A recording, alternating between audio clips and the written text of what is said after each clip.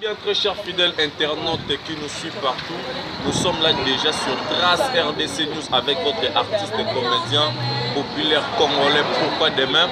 Donc on est sur la massoula, on est impact idéologie. Alors pourquoi demain? Bonjour. Bonjour les gars.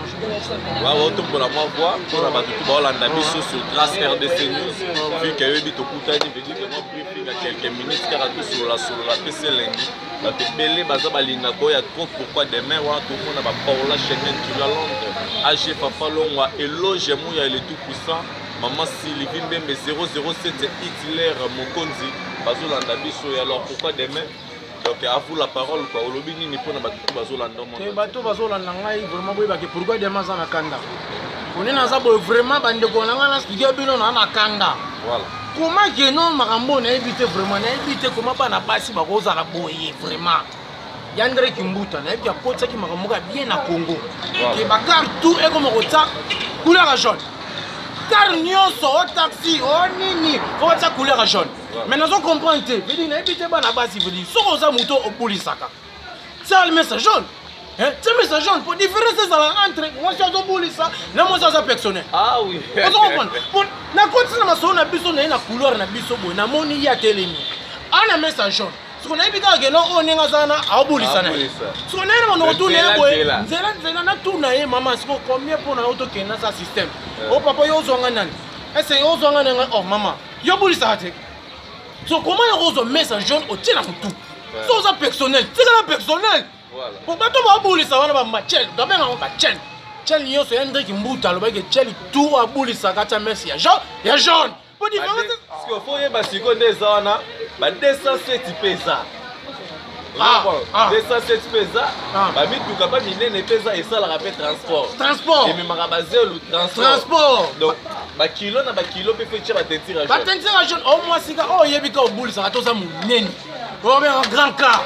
Ça met ça jaune pour différence ça la to ba que non oh ya obulisa chel oh ya za personnel. Autant parce que yo continue na couleur na biso. Pas que tu m'en as pas que tu. On s'en prend. Ah, au bord de ça, ah, ni. Imika. Batele marawana. Et on a ma quoi na biso to kota ka. Bakwe ya bato ba luka ba chekula. La biso to luka ba chekula wewe, biso to luka ba chekula. On a yaki pona ça système na ngai. Siko ya via teme sa jaune. Siko différence pour ça là. Na la bolela ga na muto moi so yo. A bolisa. So par conséquent bosu rende. Ah, na beba na ni mabe. Na beba na mabe. Na beba na mabe. Na maman so ça personnel. Longo na message jaune. Voilà. Oui. Donc merci beaucoup là, c'est pourquoi demain, je pense que ça fait énormément plaisir dans la culture. Pour Balingarabi, sur Balandarabi, sur le monde entier, partout dans le monde. Donc pourquoi demain, numéro de téléphone pour la culture pour suivre plaisir. Il y a Roland d'abord sur Trace RDC News. Il faut s'abonner toujours, il faut s'abonner et bien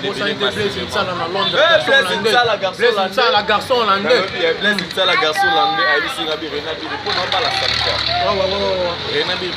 je dis que je mets un paquet garçon hollandais, Blaise Nsala. Bon, je crois que ça m'a fait crise. Bam, on a belle vie, on a mystique. Blaise Nsala, il y a un logo sur le mystique, massif, plastique, élastique. Voilà. Je dis, bana poto, bana mokili mobile, ma numéro de téléphone, plus 243 89 68 34 646.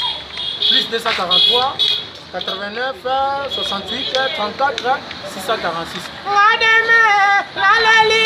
Va sans souci, ma siriga va m'embriller.